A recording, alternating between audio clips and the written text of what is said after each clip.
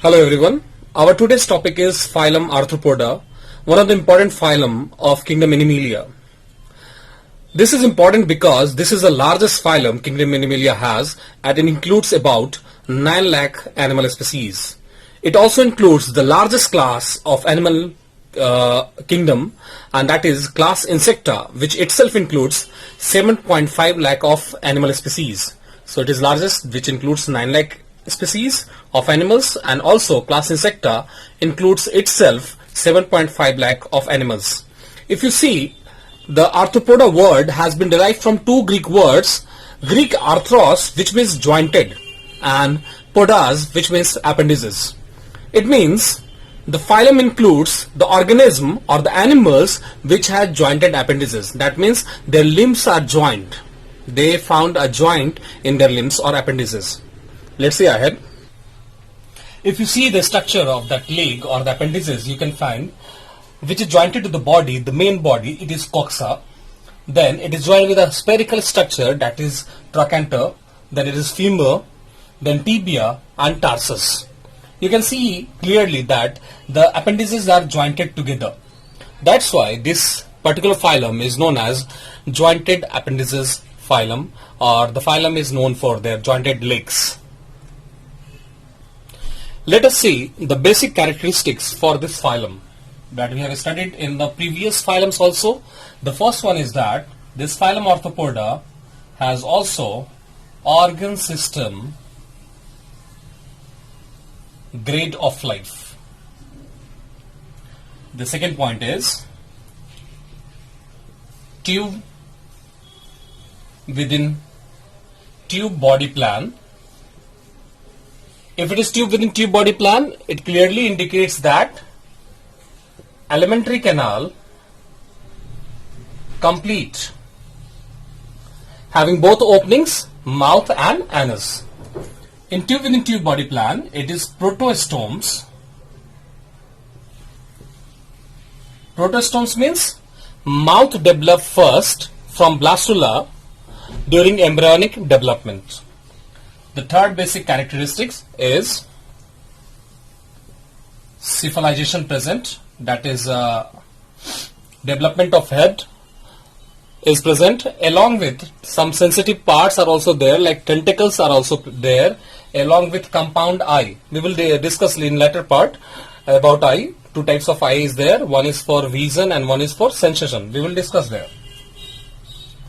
The fourth point is it is also bilaterally symmetrical.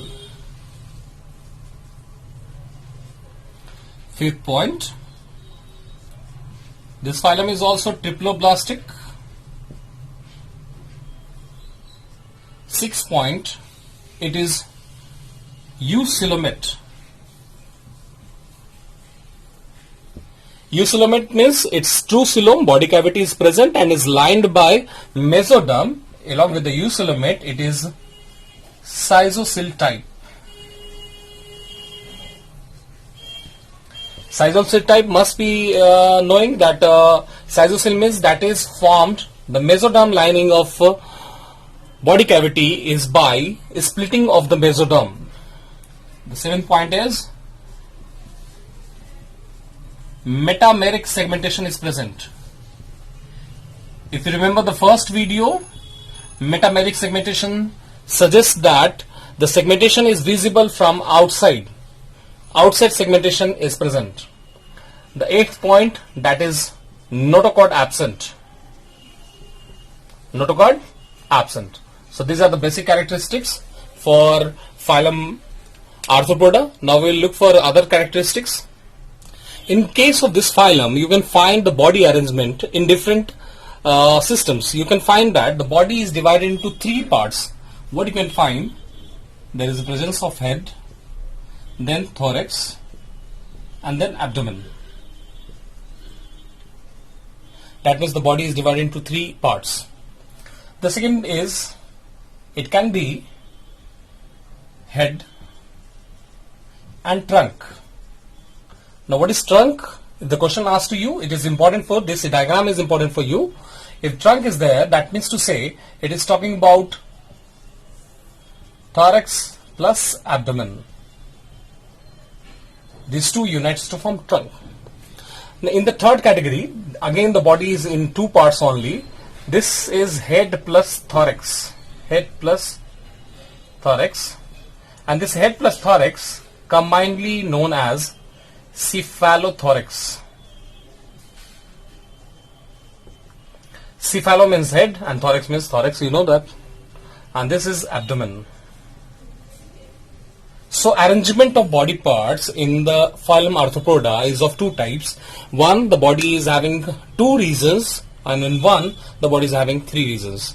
In two regions, it can be the head and thorax joined together to form cephalothorax, and in this one, trunk is formed with the help of thorax and abdomen joined together. So this is the arrangement of body parts. Now we will see the body wall of arthropodans.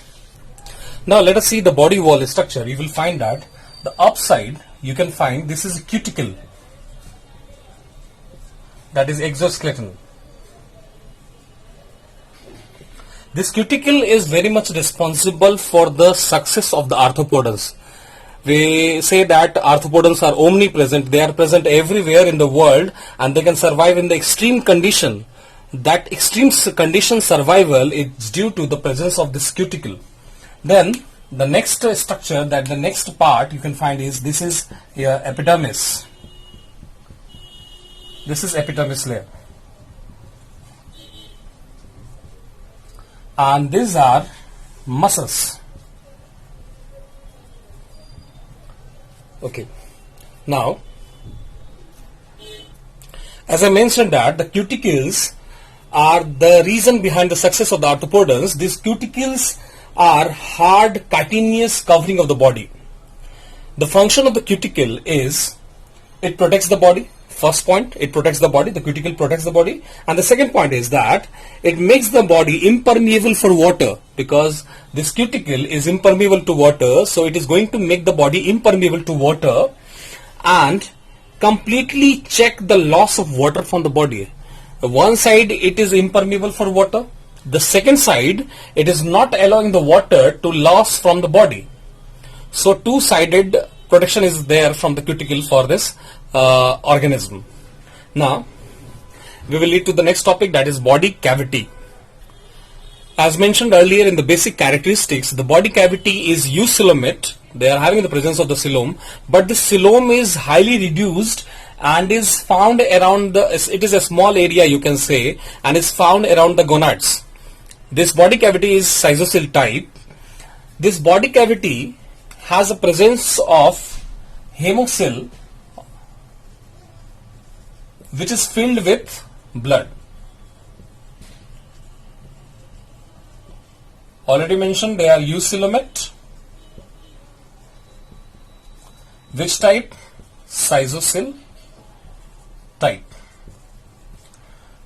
Remember always that the body cavity, or you can say that the coelom is highly reduced in case of phylum Arthropoda and is a small area around the gonads. Now the next topic is cephalization. Cephalization is present and is present with receptors. Cephalization is present and is present with receptors. Already mentioned that two types of eyes are present. One is compound eye and one is simple eye.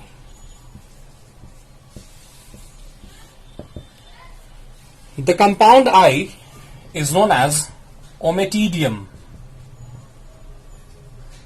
Ommatidium, and this compound eye is meant for vision. This compound eye is meant for vision. While if you talk about simple eye, it is called ocellus.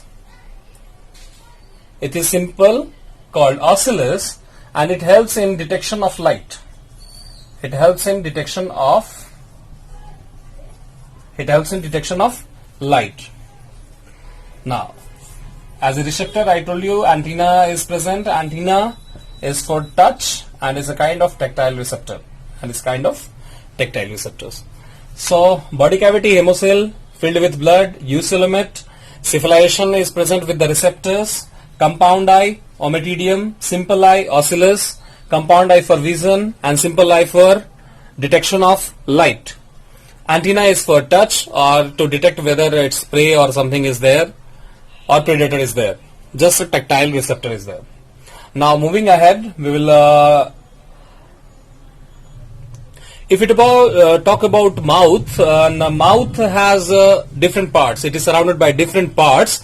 These parts are labrum, mandible, maxilla, labium, hypopharynx. These parts are important for you. You have to remember these parts. It is important for your objective questions. Different insects. If you talk about, as you can see that these parts are of mouth. Mouth parts of different insects work differently. They are working in different manner. But their origin is same. It means these mouth parts of different insects are homologous to each other. That means their origin is same, but they are working in a different way. Now let us discuss about the respiration in arthropodans. When we talk about the respiration in arthropodans, it is mainly through gills if it is aquatic, and trachea and book lungs when it is terrestrial. Gills if it is aquatic, and book lungs and trachea when they are terrestrial. Okay. Now question arises, what is book lungs? You may be thinking, what is book lungs? That is a modified form of trachea. So when it is terrestrial, it will respire through trachea and book lungs, and book lungs are the modification of the trachea only. Now let us move to the another topic, that is excretion. This topic is important for you. Excretion through green gland, Malphizian tubules, and coxal gland.